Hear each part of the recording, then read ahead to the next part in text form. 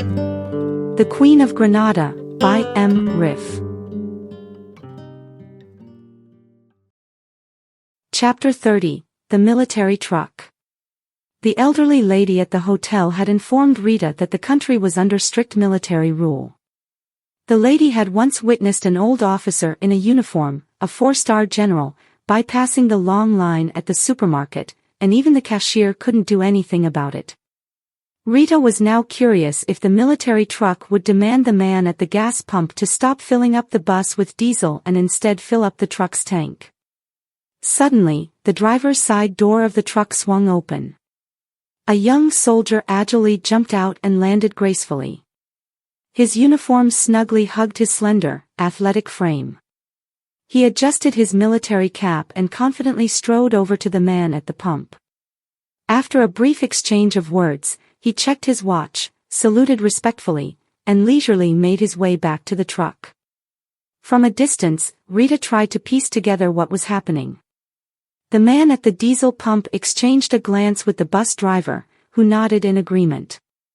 It was clear they decided to top up the bus with some more diesel, move it, and make space for the military vehicle.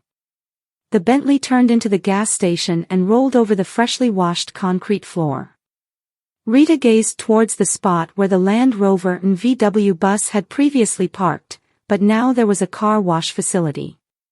There was no trace of the dilapidated station building or the hand-operated pumps. Instead, there were modern petrol and diesel pumps and a shop resembling a medium-sized supermarket.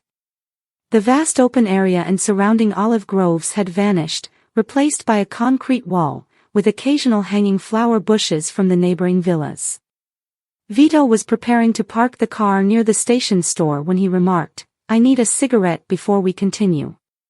He glanced at Rita and then at Clara, who nodded her approval. He engaged the handbrake and turned off the engine. When he reached for his cigarettes and lighter in the glove compartment, Clara spotted a half-empty whiskey bottle. Under different circumstances, Vito might have taken a sip, but he refrained from doing so while Rita was watching. Clara had already opened her door to get some fresh air and said, "Just to be sure, I'll use the restroom when we find one. Would you like to come along?" Rita, with her head resting on the headrest and her eyes closed, replied, "No, thanks. I'm good here." Clara bought a chocolate bar when she returned. She opened the door, looked at Rita, and said with enthusiasm, "The restroom is really clean. If I were you, I'd step out of the car, stretch my legs, and freshen up a bit."